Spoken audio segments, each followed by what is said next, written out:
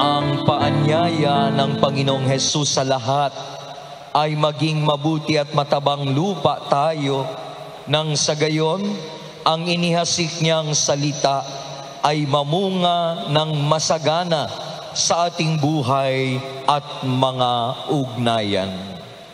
Ang ating Diyos na sinasampalatayanan ay Diyos na laging nagpapahayag at nagpapakilala ng kanyang sarili. He is a God who reveals Himself always. Nakikipag-ugnay lagi sa tao ang Diyos. Sa katunayan, ang kabuuan ng banal na kasulatan ay tungkol sa pakikipag-ugnayan ng Diyos sa mga tao. Ang Diyos ay nakipagtipan sa tao, kaya may lumang tipan at may bagong tipan. Ang lumang tipan ay ang pakikipagtipan o pakikipagkasundo ng Diyos sa bayan ng Israel.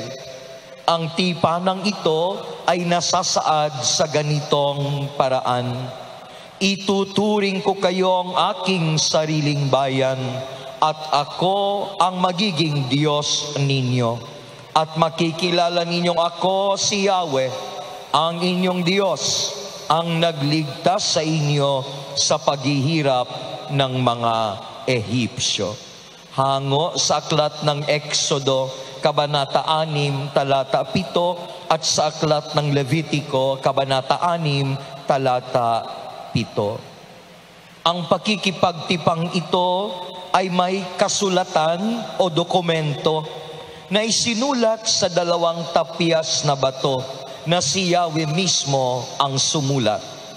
Ang Diyos mismo ang gumawa ng 2 tapyas na bato at nag-ukit ng mga utos na nakasulat doon.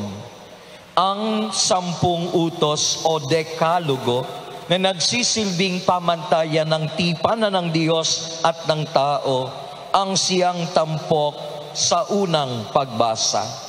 Ang unang 3 utos ay patungkol sa pakikipag-ugnayan at ang ika-4 hanggang huling utos ay mga panuntunan naman sa pakikipagkapwa-tao. Although their patriarchs remained faithful and obedient, the people of Israel repeatedly refused to obey God. Ipinahayag ng Diyos, darating ang panahon sa Israel at Huda. Ito'y hindi katulad ng kasunduang ginawa ko sa kanilang mga ninuno nang ilabas ko sila sa Ehipto. Itatanim ko sa kanilang kalooban ang aking kautusan. Isusulat ko ito sa kanilang puso. Halaw sa aklat ni Propeta Jeremias, Kabanata 30 at 1 hanggang 33. Si Jesucristo ang tagapamagitan ng bagong tipan at ang kanyang pagpapahayag ng dakilang pagitan ng kanyang kamatayan sa krus at pagbubo ng kanyang dugo ang batayan ng pangako ng Diyos. Ganito ang sabi ni Jesus noong gabing siya ay ipagkanulo. Kinuha niya ang kopa at ang sabi niya, ang kopang ito ang bagong tipan ng Diyos na pinagtibay ng aking dugo. Ang aking dugo ay mabubuhos alang-alang sa inyo. Hango sa Ebanghelyo ayon kay San Lucas, Kabanata 22, talata 20. Ang pangangaral kung gayon at pagpapahayag ni Jesus ay ang pagpapasinaya ng bagong tipan. He inaugurated the new covenant.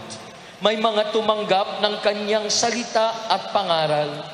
Mayroon namang kumalaban sa kanya at sa kanyang paglilingkod at mga aral.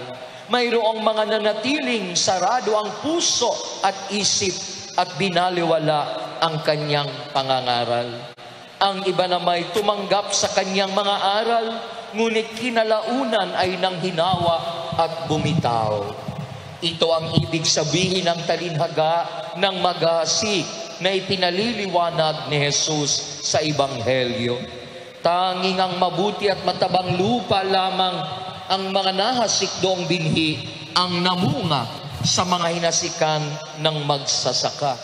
Namunga ang binhing inihasik ng tig-100, tig-60 at tig-30.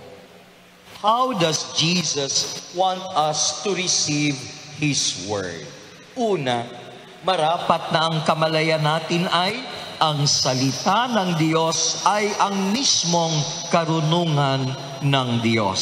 Word, W, wisdom. Ang karunungan at isip ng Diyos ay laging iba sa karunungan at isip ng tao. Iba ang kanyang pamamaraan kaysa pamamaraan ng tao.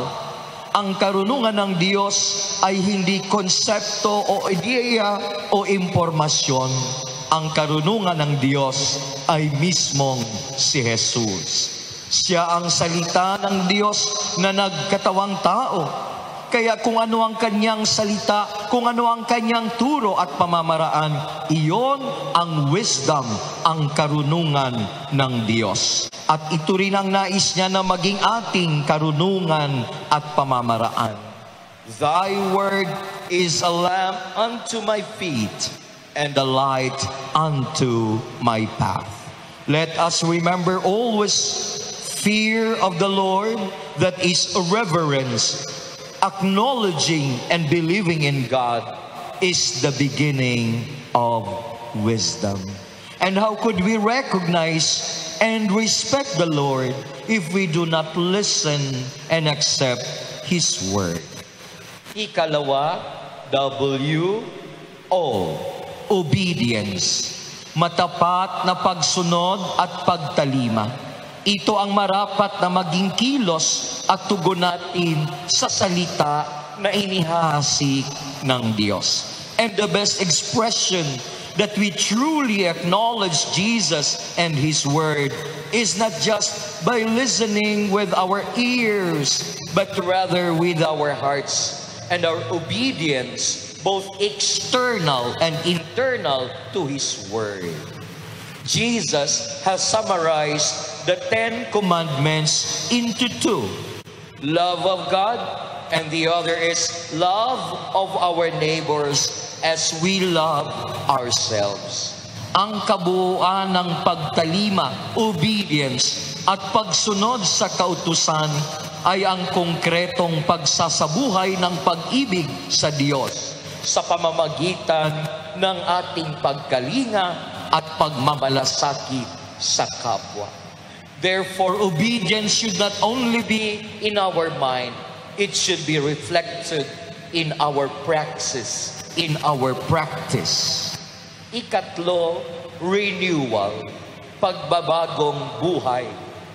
This is the goal of the preaching and ministry of Jesus. The transformation of the world and the transformation of the hearts of people. Ang tumatanggap sa salita ng Diyos ay marapat na makitaan ng pagpapanibago ng buhay. And this is what the Lord promises us. Behold, I make all things new. From the book of Revelation, chapter 21, verse 5. Sa kahulihan, kailangang manatili tayo. We dedicate and we are determined to stay and remain committed to the Word of God. Dedication and determination. I am determined to remain dedicated and faithful to the Word of God. That should be the decision and the choice and the option for all of us. Hindi katulad ng mga taong nakinig ng salita at masayang tumanggap nito kaagad. Ngunit hindi naman tumimo sa puso nila, kaya't hindi sila nanatili. Pagdating ng mga kapigatian o pag-uusig dahil sa salita, agad silang nanlamig. Hindi rin marapat maging katulad ng mga nahasik sa dawagan na nakinig sa salita, ngunit naging abala sa mga bagay ukol sa mundong ito at naging maibigin sa mga kayamanan. At dahil dito ay nawala ng puwang ang salita sa kanilang buhay.